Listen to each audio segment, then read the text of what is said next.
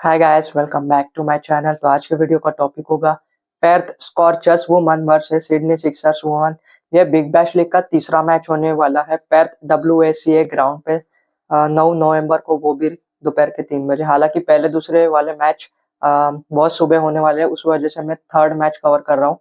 बड़ा interesting match होने वाला है, बड़ा ही सुनहरा मौका है ग्रैंड लीग जीतने का। तो आगे हम इस वीडियो में बात करेंगे कि कौन सा प्लेयर फॉर्म में है, कौन सा प्लेयर फॉर्म में नहीं है, कौन से प्लेयर का हेड टू रिकॉर्ड अच्छा है, कौन से प्लेयर का वेन्यू पे रिकॉर्ड अच्छा है, कौन कौन से प्लेयर ट्रम्प कार्ड पिक हो सकते हैं, कौन से प्लेयर मस्ट पिक हो सकते हैं, किस प्लेयर को हमें कैप्टन बनाना चाहिए, किस प्लेयर को हमें वाइस कैप्टन बनाना चाहिए, और ग्रैंड लीग टीम देखेंगे।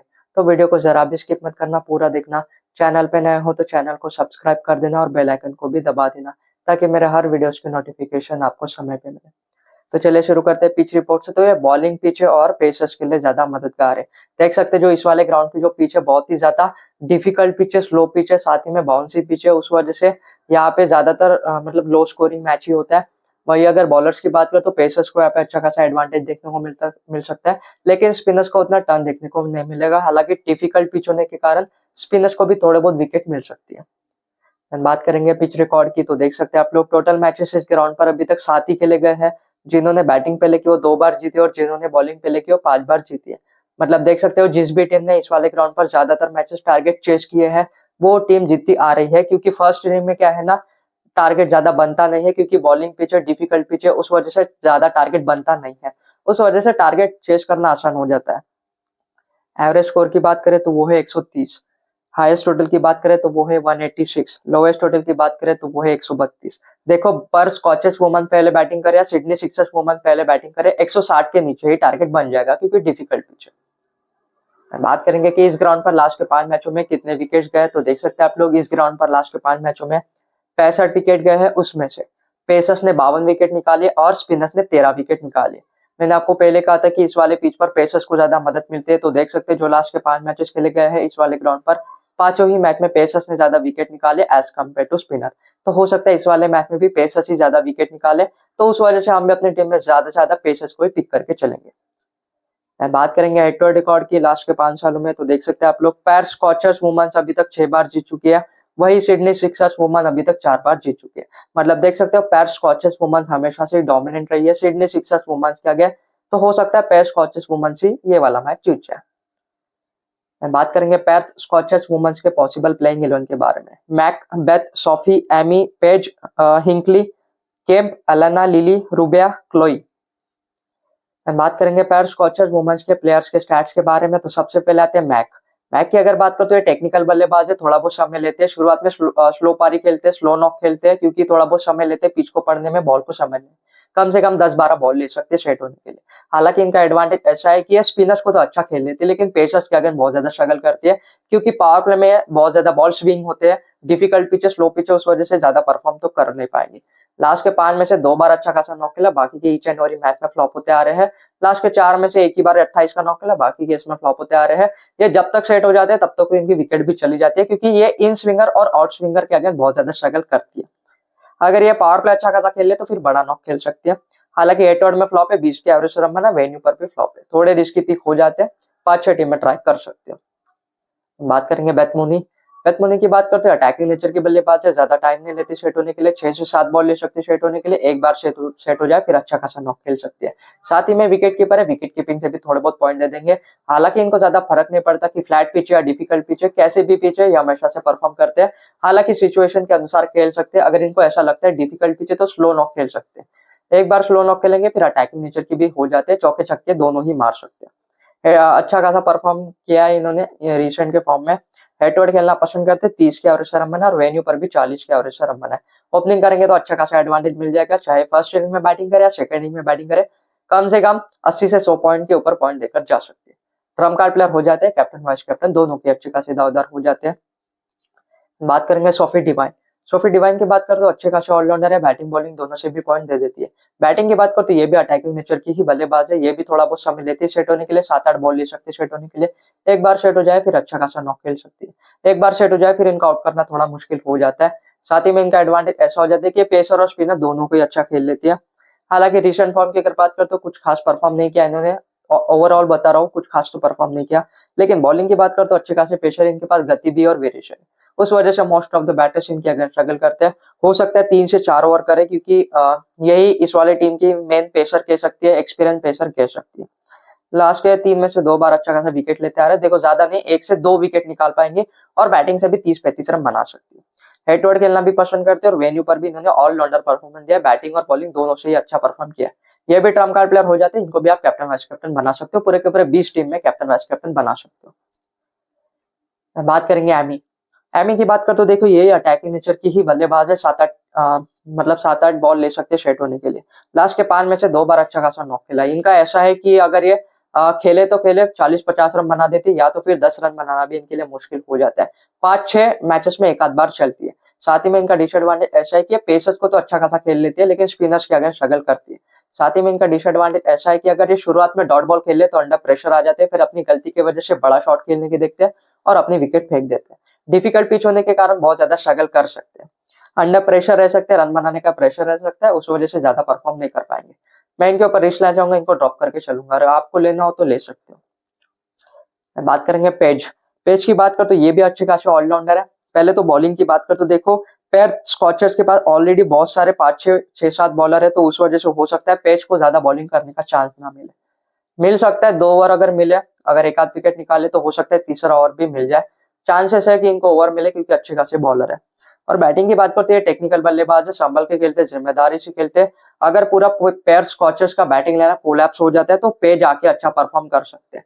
हालांकि 30 बॉल में 40 रन बना ऐसी वारी पारी खेल सकते, लेकिन खेलेंगे जरूर। इन फॉर्म बल्लेबाज तो है, क्योंकि लास्ट के 3 में से 2 बार अच्छा परफॉर्म किया। हेड टू हेड और वेन्यू पर इन्होंने ज्यादा मैचेस नहीं खेले, उस वजह से जज नहीं कर सकते, लेकिन स्टिल इन्होंने सिडनी सिक्सर के अगेंस्ट अच्छा परफॉर्म किया है। ट्रम्प कार्ड प्लेयर हो जाते हैं, इतना तो परफॉर्म करके जाएंगे कि ग्रैंड लीग टीम में जरूर शामिल होंगे। बात करेंगे हिंकली। हिंकली की बात करते हो अटैकिंग नेचर के बल्लेबाज है, ज्यादा टाइम नहीं लेते सेट होने के लिए, 5-6 बॉल ले सकते सेट होने के लिए। या जब भी बैटिंग के लिए आते तो 15-16 ओवर के बाद ही आते बैटिंग करने के लिए। इनका रोल वैसा ही होता है कि पहले बॉल से अटैक करो। कभी कभी क्या है ना, शुरुआत के 3-4 बॉल में अटैक करते हैं, लेकिन कभी कभी गलत शॉट खेल बैठे और अपनी विकेट फेंक देती है। लास्ट के 5 में से 2 बार अच्छा खासा नॉक खेला इन्होंने। कभी कभार ये चलती है, अगर पैर स्कॉचेस का बैटिंग लाइनअप अच्छा परफॉर्म कर रहा है तो हिंकली भी अच्छा परफॉर्म कर सकती है, लेकिन इनका डिसएडवांटेज ऐसा है कि अंडर प्रेशर ये परफॉर्म नहीं कर पाती। डिफिकल्ट पिच होने के कारण हो सकता है इस वाले मैच में ये ना चले, 10-15 रन ज्यादा से ज्यादा बना सकती है, उससे ऊपर तो नहीं। बात करेंगे केम्प। केम्प की बात कर तो ये भी अच्छे खासे ऑलराउंडर है। पहले तो बॉलिंग की बात कर तो ज्यादा बॉलिंग नहीं मिलेगी, क्योंकि इनके टीम के पास पहले से ऑलरेडी बहुत सारे बॉलर है, तो उस वक्त है ज्यादा नहीं, 2 ओवर मिले उसमें से एक आध विकेट निकाल सकते हैं। और बैटिंग की बात कर तो देखो ये जब भी बैटिंग के लिए आते तो 17-18 ओवर के बाद ही आते हैं, क्योंकि 7वें पोजीशन पे आते हैं, कभी 8वें पोजीशन पे भी आ सकते हैं, पोजीशन चेंज हो सकती है। तो क्या है ना, उस वजह से इनको ज्यादा बॉल नहीं मिलती खेलने के लिए, ज्यादा बॉल नहीं मिलती खेलने के लिए, उस वजह से ज्यादा कुछ खास परफॉर्म नहीं कर पाते, इसीलिए ड्रॉप इनको भी कर सकते हैं। बात करेंगे किंग।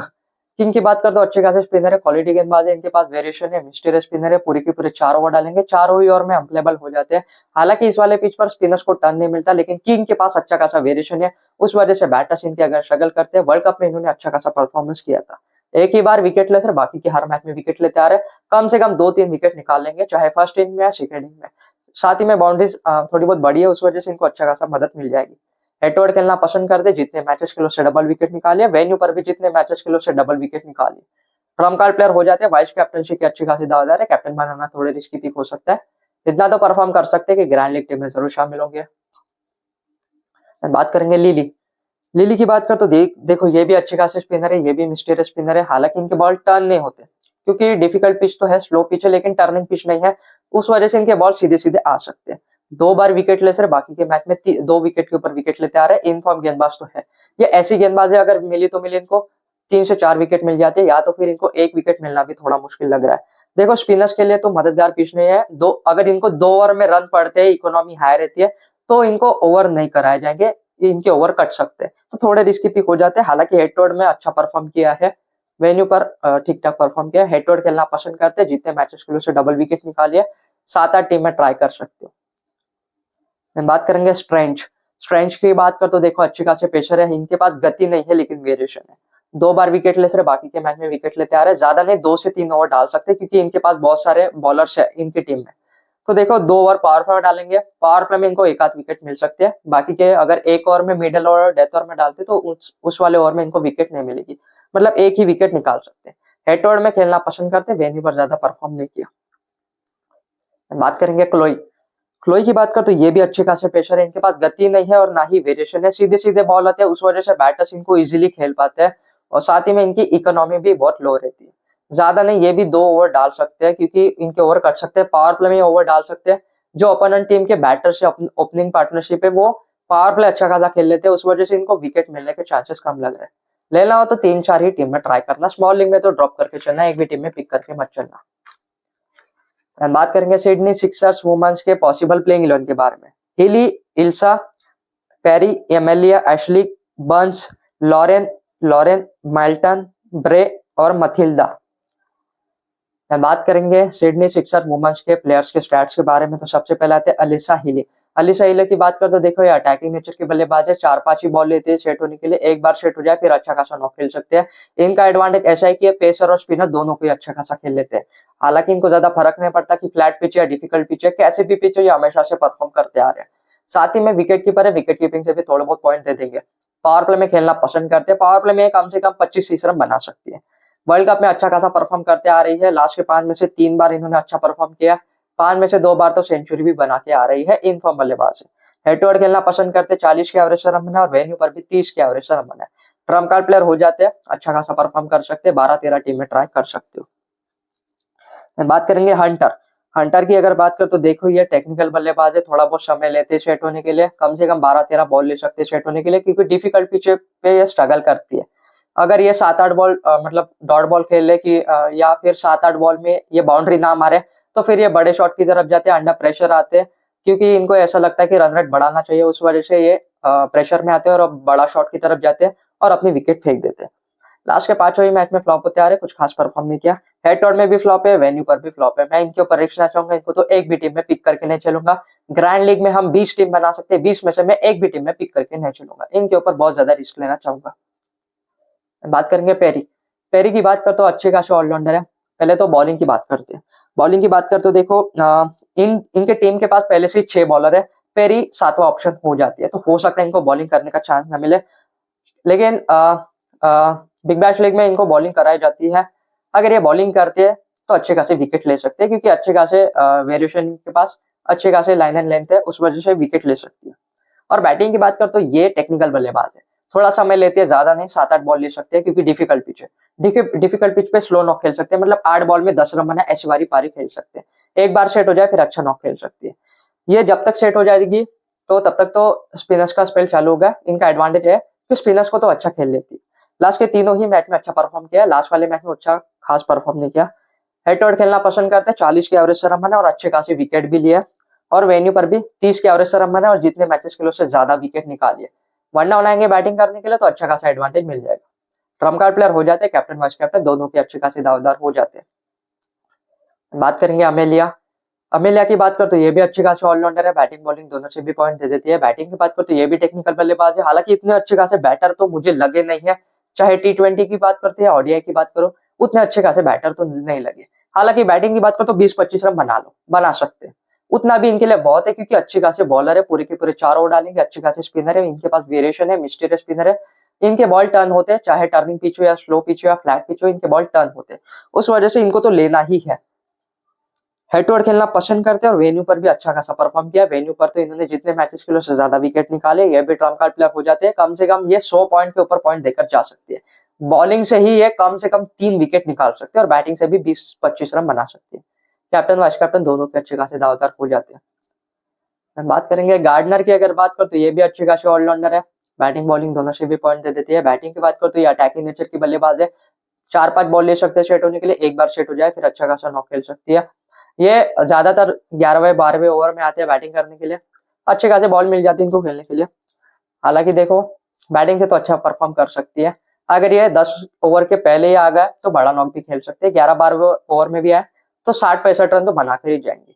और बॉलिंग की बात कर तो देखो अच्छे खासे स्पिनर है, ज्यादा ओवर नहीं, 2-3 ओवर डाल सकते हैं, 3 ओवर डाल सकते हैं, क्योंकि इनकी टीम के पास बहुत सारे बॉलर है, तो ज्यादा नहीं 3 ओवर तो डालेंगे, 3 ओवर में से ये कम से कम 1 विकेट निकाल लेंगे और 50-60 रन भी बना सकते हैं, मतलब पूरा ऑलराउंडर परफॉर्मेंस दे सकते हैं। ये भी पूरे ट्रम्प कार्ड प्लेयर हो जाते हैं, हेड टू हेड खेलना भी पसंद करते हैं, 30 के एवरेज से रन बना और जितने मैचेस के लिए उससे डबल विकेट निकालिए। वेन्यू पर भी इन्होंने अच्छा परफॉर्म किया। ट्रम्प कार्ड प्लेयर हो जाते हैं, इतना तो परफॉर्म करके जाएंगे कि ग्रैंड लीग टीम में जरूर शामिल होंगे। बात करेंगे बर्न्स। बर्न्स की बात कर तो देखो ये भी अच्छे खासे ऑलराउंडर है। बॉलिंग की पहले बात कर तो ये अच्छे खासे स्पिनर है, लेकिन इस वाले टीम के पास एमएलए और गार्डनर है, तो हो सकता है बर्न्स को ज्यादा बॉलिंग करने का चांस ना मिले, एक आध ओवर मिल जाएगा, उसमें से भी विकेटलेस रहेंगे। तो बैटिंग की बात करते हैं, तो बैटिंग की बात करते अच्छे खासे अटैकिंग नेचर के बल्लेबाज है। इनका रोल वैसे ही है, पहले ये बॉल से अटैक करो, 15वें 16वें ओवर में आ सकते हैं बैटिंग करने के लिए। अगर इनको 15-20 बॉल पे मिल जाए खेलने के लिए तो 35-40 रन बना सकते हैं, लेकिन इस वाले मैच में ज्यादा बॉल मतलब ज्यादा बॉल नहीं मिलेंगी खेलने के लिए, 15-16 बॉल मिल सकते हैं, उसमें से भी 20-25 रन बना सकते हैं। हालांकि देखो 5 में से 4 बार तो इन्होंने डबल डिजिट का नॉक खेला, ले सकते हो 7-8 टीम में ट्राई कर सकते हो।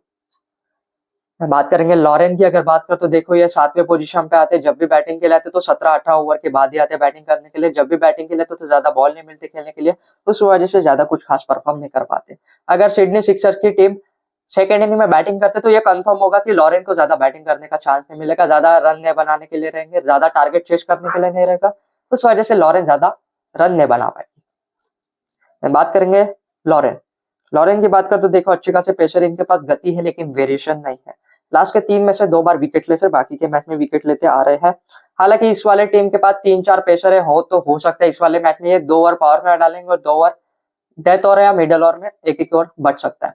पावर प्ले में इनको विकेट मिल सकते हैं, लेकिन डेथ ओवर और मिडल ओवर में नहीं, क्योंकि पुराने गेंद के साथ इनको ज्यादा मदद नहीं मिलती, पुराने गेंद के साथ इनके बॉल सीधे सीधे आते हैं, उस वजह से बैटर्स इनको इजीली खेल पाते हैं।